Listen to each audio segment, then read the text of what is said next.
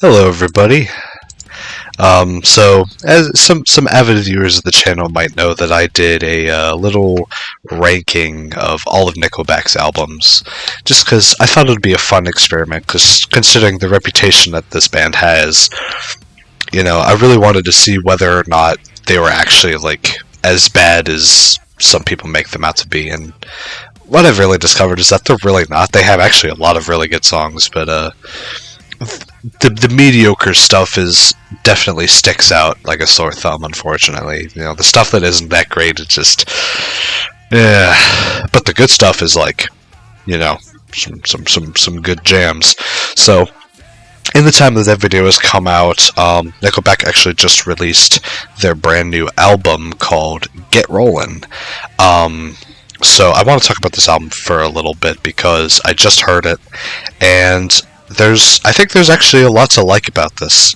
All of Nickelback's albums really have some form of like variety. None of them are really ever like, just a super heavy headbanging album throughout the whole way through, or any that's really like super soft and poppy. The most poppy album they have is No Fixed Address, which is my least favorite Nickelback album, or one of my least favorites, at least. I don't remember where exactly I put it in the tier list. It's been a while since I watched that video. But obviously I'm a metalhead, if you guys didn't know. So naturally I like the heavier side of Nickelback, and unfortunately there really isn't much of that. There's the song San Quentin, which you might be faintly hearing right now. I'm hoping the copyright gods aren't too mad at me with this. There's also the track Skinny Little Missy, which is, kind of one of those songs where it's like, they try to write like a sexy sounding song, and I don't know. I just don't think that Chad Kroeger's really the best at like writing sexual lyrics. It just kind of comes off as kind of weird.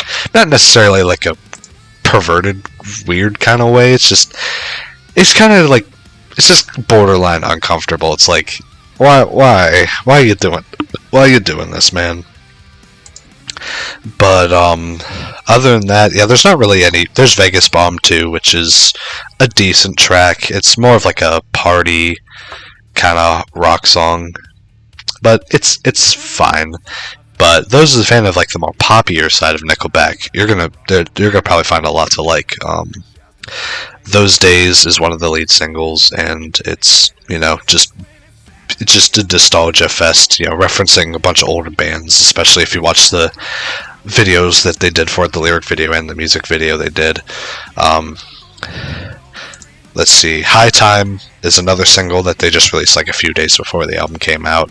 It's kind of just like a not southern rock, but like kind of like it's a good like driving song, I guess. And so is San Quentin too, although San Quentin's considerably heavier.